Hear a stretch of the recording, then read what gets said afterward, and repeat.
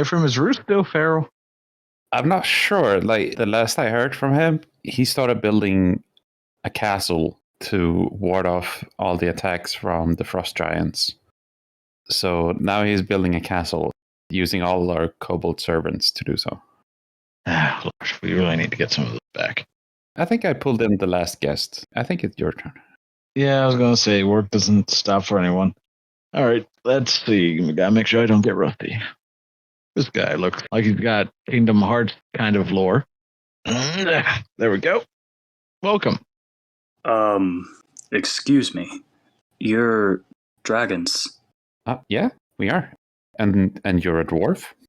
You're supposed to be dead. This is the first I've heard of it. I don't feel dead. This isn't my home, is it? No, you are in the realm of forgotten memories and dreams. So this is a dream reality? Yeah, sort of.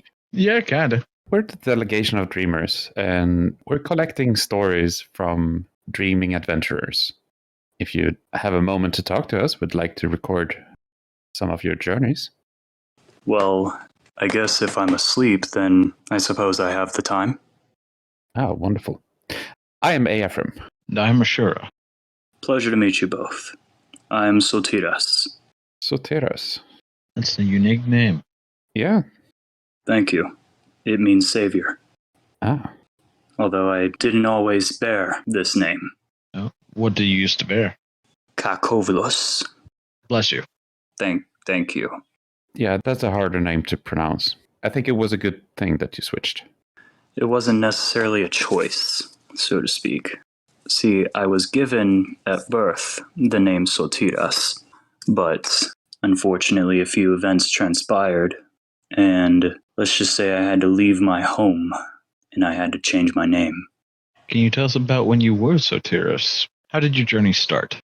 I was born in a war continent known as Bertung, specifically northern Bertung, where the dwarves typically live. And as long as I've been alive, there was a war against giants. That's interesting. Our friend Rue, who's usually here, he's currently fighting giants. Is he? I hope the casualties are not as extreme as what we are used to. Well, so far he seems to be making a snow fort to fend them off, so I don't know how well that's going to go against frost giants, but we'll see. I believe that isn't a frost giant's weakness. I should know I have slain a couple thousand. Was this back at your homeland? I was a lieutenant back in the day, when I was young and foolish. You were at war? Ever since I was 6. Once we come of age, at the age of 6, in Bertung, you were sent off to train and then defend your home. Against these giants? Against any threat. And how'd that go? Not according to plan. The war kept getting worse and worse. Occasionally, we were able to return home, and I went to see my adopted father. When I entered my house, I saw that all of our belongings were destroyed, and he was nowhere to be found. Oh. He's the one who actually trained me to fight. Are you sure that it wasn't your father who accidentally trashed the place and just wandered off? A drunken bender? My father is a very well-kept man, very formal, but also loving and caring. He was actually an ancient silver dragon. Oh, you're raised by a dragon. I have a very high respect for your kind.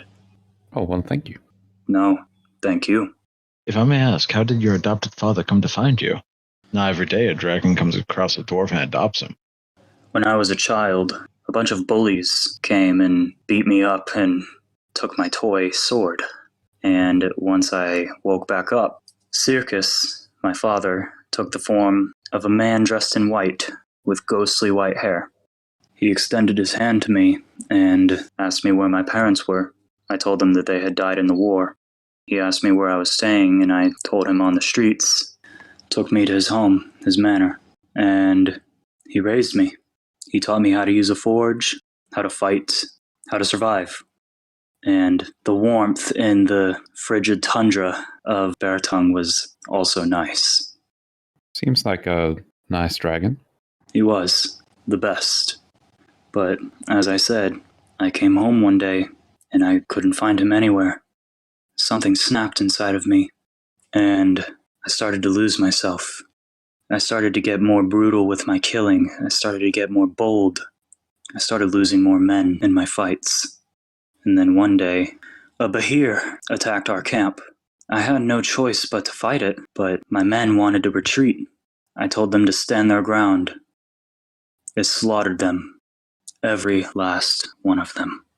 I swore an oath that I would kill it, make it feel the pain that it made me feel.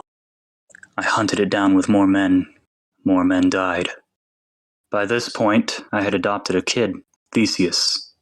At the time, I didn't know that my general had a child, but he had abandoned Theseus for his work, and I took him in. But my son came with us. The Bahir got away, but a Eutyrannus appeared.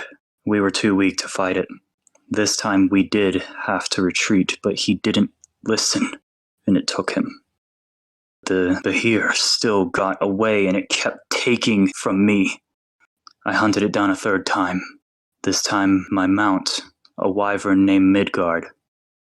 Just me and him. I was tired of losing men, tired of losing friends and family, and I went after it myself. I guess he saw something form in me that I didn't. And he landed and faced me. He tried to order me to stand down, but on one hand I outranked him. On the other, my pride took hold. We fought to the death. And I assume that you won then, since you're the one alive? I'm fairly certain it works that way, Ephraim. Just making sure. Or else we'd be pulling a Bahir.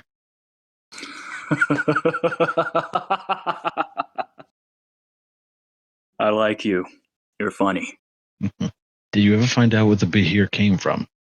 No, I never slayed it, but I did fight Midgard, and to honor his death, and so that he could still fight by my side, I took one of his fangs, and I forged it into a pickaxe, and I named it Thanasima. Eventually, that weapon, the one that you see with me today, has upgraded, but that's not the conversation at hand as of now. By the way, would you care for some tea and some Kobold Scout cookies? We found out other dwarves seem to take the cookies as a challenge, and they're sort of rock hard. Can be no harder than our bread. Yeah? I would like some tea and cookies. It's actually one of my favorite things. Oh, perfect. We'll have the kobold bring some. Oh, thank you.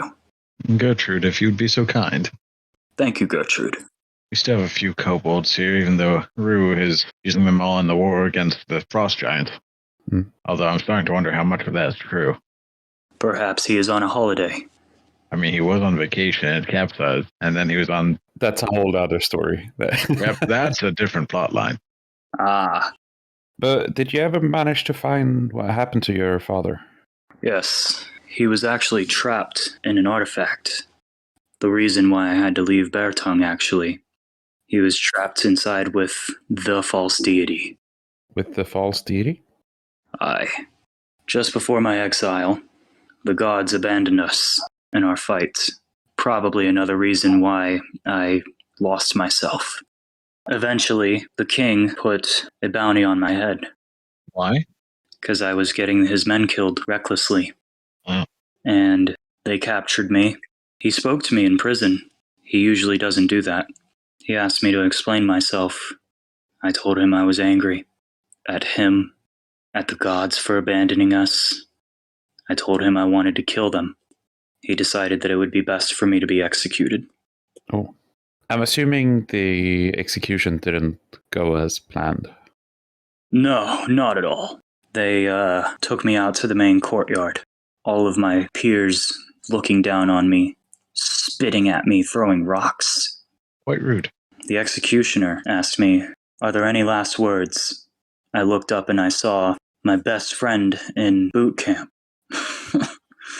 Irony, right? Yeah. I told him that I will slay your gods. And just as he was bringing the axe down to my neck, I was struck by lightning, and voices of fallen soldiers, children, civilians flooded into my mind.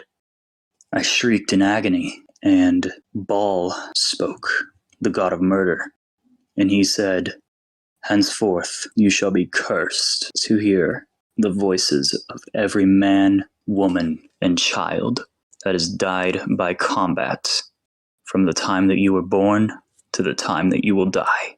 But that wouldn't be a long time then if you're about to be executed. I lived. The people that died beforehand was enough. I went mad. I slaughtered everyone in that courtyard.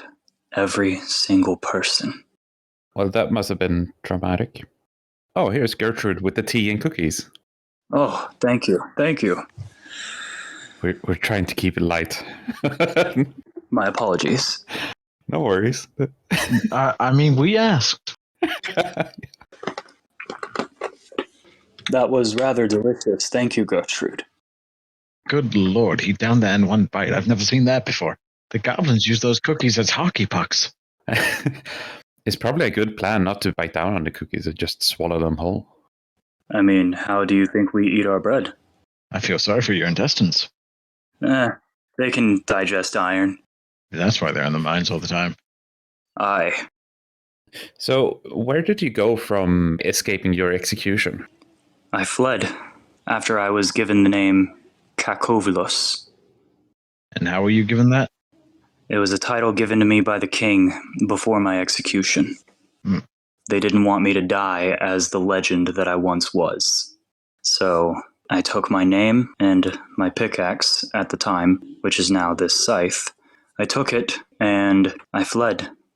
I stole one of the ships. It got destroyed in a storm and I was floating on a raft.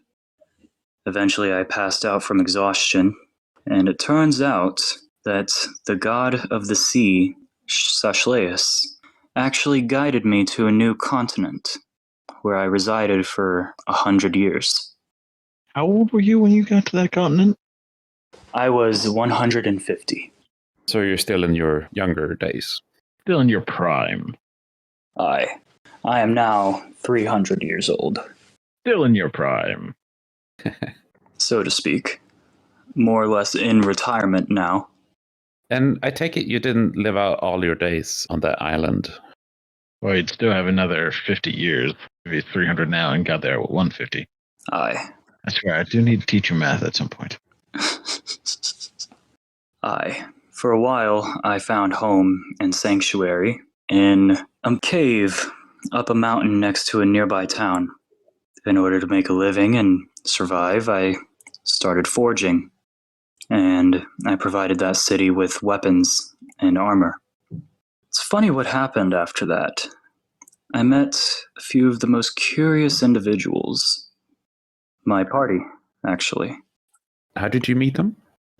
Apparently, the queen, such a ditch she is, was concerned for my safety, and she sent them to go check on me.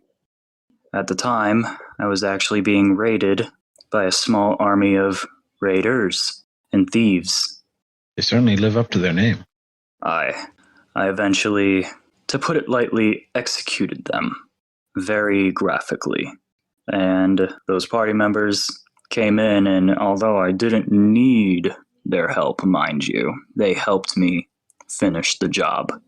Okay, that's nice of them. I thought so too, so I owed them a debt. Is that why you decided to join them on their journey? Not at all. They took me back to town. I checked in with the queen, and she put me up to the task of helping these fellows hunt down an artifact. Well, several artifacts that were designed to create a false deity. The false deity. And those artifacts were the reason why the gods were so quiet. I figured I could take those artifacts for myself and use them to kill the gods. Of course, that's not how everything panned out anyway, but that's why I joined them. What were these artifacts? They were made of this magical alloy. I'm unfortunately not as fluent in magical terms as my comrades, my friends, I should say. But they were artifacts used to summon the false deity, each of them containing a prerequisite, which were individuals who were part of the cult of the false deity. And these prerequisites, once summoned, were able to take the artifacts and in turn summon the false deity. I figured I could just either summon the false deity myself or just use the artifacts to suppress the gods so that they couldn't reincarnate. But your party members, they were not in on this plan, were they? No. But a few things happened here and there, a couple of scrapes and arguments. But eventually, we met my adopted grandfather, Bahamut. After I met him and Seshleus, I think that's when my plan began to change. That's when I decided to actually redeem myself and amend my past. What made you change? Realizing that my father was alive. Oh, That'll do it. so your grandfather and Seshleia, they knew that your father was alive? I. And they kept it from you? No, I misunderstood. They abandoned us because they couldn't talk to us physically. The artifacts wouldn't let them. Ah, okay. And that's why Sashleus spared my life when I was in the sea. Otherwise, he easily could have drowned me. Was one of the artifacts a gag? Is that why they couldn't speak? No. One of them was a sword. Okay. The majority of them were spherical. So perhaps maybe one of them could have become a gag. Yeah. In some way, shape, or form. I'm assuming the reason they couldn't speak was some sort of magical property of the artifacts? Aye. It suppressed the gods' powers and their influence. They could always hear us, but we couldn't hear them. Ah, okay. And their influence couldn't be given, even though we couldn't hear them. So what did you do? Like, did you find the artifacts? Over a few years, yes. We eventually did find all of the artifacts, but we were too late. What happened? They summoned the false deity. All they had to do, which we didn't know, was raise one prerequisite from one of the artifacts. Oh, so they only needed one. They raised one. He was too powerful to stop. He was borderline primordial. An archfey, actually, believe it or not. He took care of summoning the rest. Summoning the rest? Summoning the rest of the prerequisites, finding the artifacts, and summoning the false deity. This false deity, did it have a name? Yes and no. The false deity was the false deity. That was his name. Okay. Believe it or not, the god who eventually wanted to summon him was Baal. The man who cursed me. He became possessed by the false deity. A god possessed by a god? A god possessed by a god killer. Ironic. Indeed. The god of murder, possessed by a god killer. Even more ironic. The most ironic thing is that I killed him. Oh, how did you manage to do that? That's a very long story, but made a lot of friends along the way, fought one more war over Bear Tongue, and we ascended to the heavens and fought in the constellations. Oh. And we were given more power than we could ever imagine. All of us together did it. But I just felt this strength course through me. The most clean strike I had ever made, and went through the bottom of his jaw, out the top of his head, and I took his head clean off.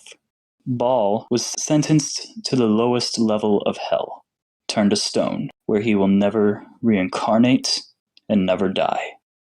Good riddance. Agreed, asshole. Yeah. Did it break your curse?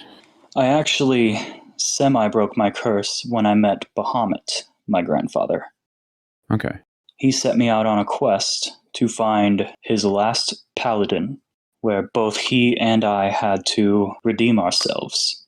See, the paladin was an oath breaker, and I, a fallen warrior. Oh, okay. We both went on a quest and had its ups and downs, but the worst part was probably the dreamscape that we were put into. Oh, what sort of dreamscape? A nightmare. We had to face our fears, our demons, our burdens, and our curses. Oh, like your worst fears? Aye. Sounds horrible. What did you see? What I saw was the Behir taunting me, threatening to take my new friends, to hunt down my father and kill him. This time, we won. But there was a worse nightmare. We had to face my voices, the voices that I heard. Of all the slain people?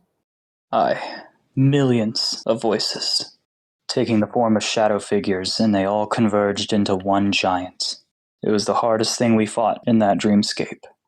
But once those voices were defeated, they're still here with me. But they're all dormant except for two. Theseus and Midgard lived. Okay. They are actually here with me now. Oh, in your head? Aye. Okay. I was going to say, I don't remember pulling them in. They're a part of me, but they have forgiven me for my actions. Well, that's kind of them. They pass on wisdom to me, too. Theseus helps keep me motivated. Midgard grants me wisdom and a second opinion. One could always use that. Aye. Think of it as a very interactive therapy session. So, Midgard was your wyvern, if I recall correctly. Yes, he was my ice wyvern. And Theseus was your friend? Adopted son. Adopted son. Sorry. No worries. I'm sure you hear countless stories from countless people. We have had quite a few. And I have trouble counting them. Understandable.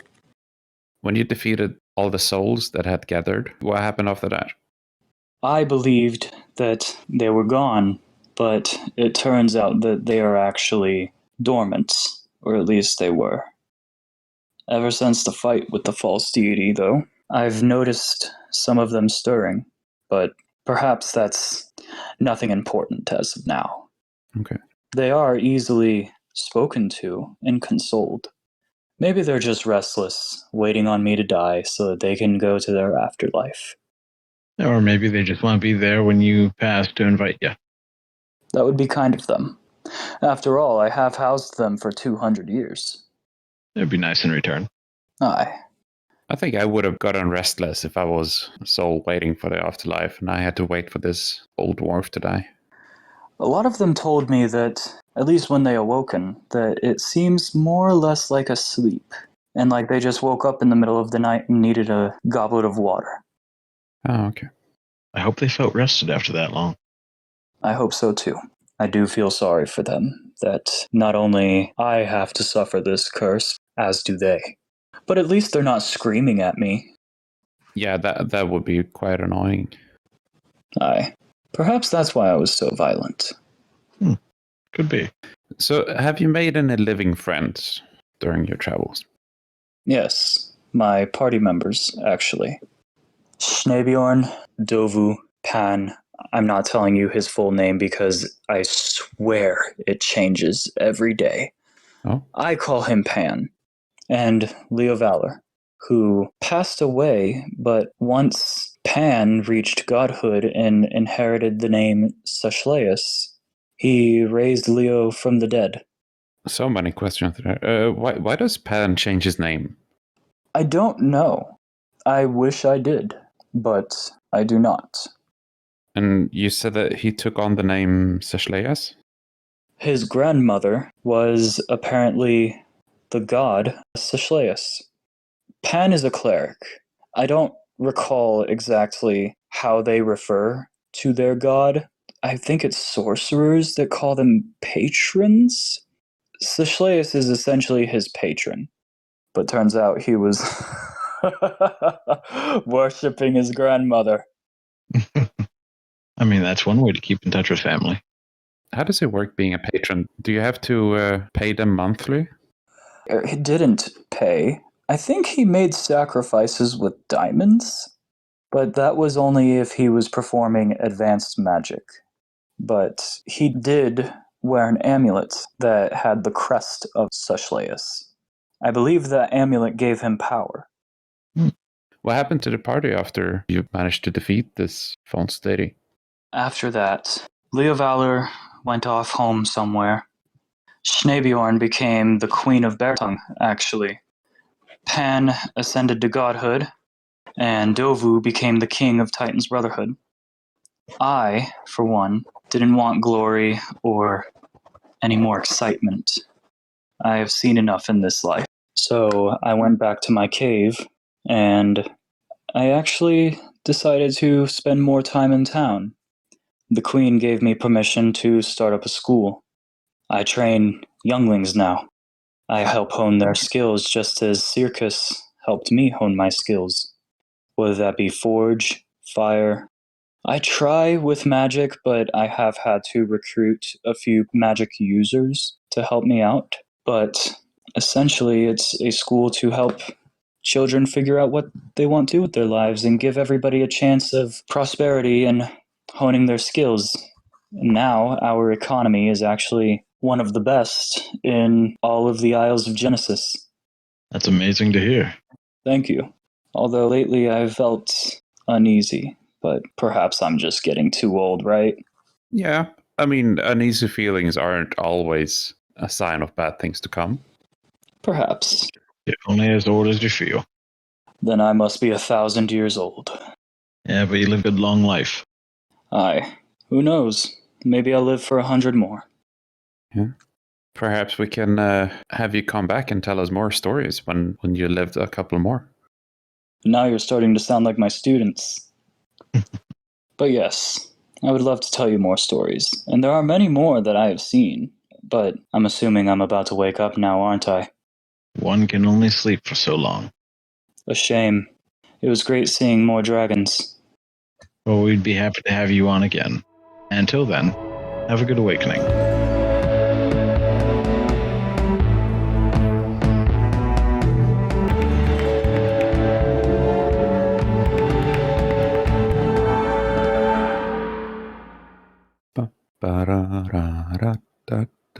I'm sorry, I just had to put them outside. I'm back now. Okay. Where were we? You just murdered everyone in the courtyard. And then we gave you cookies. Yes.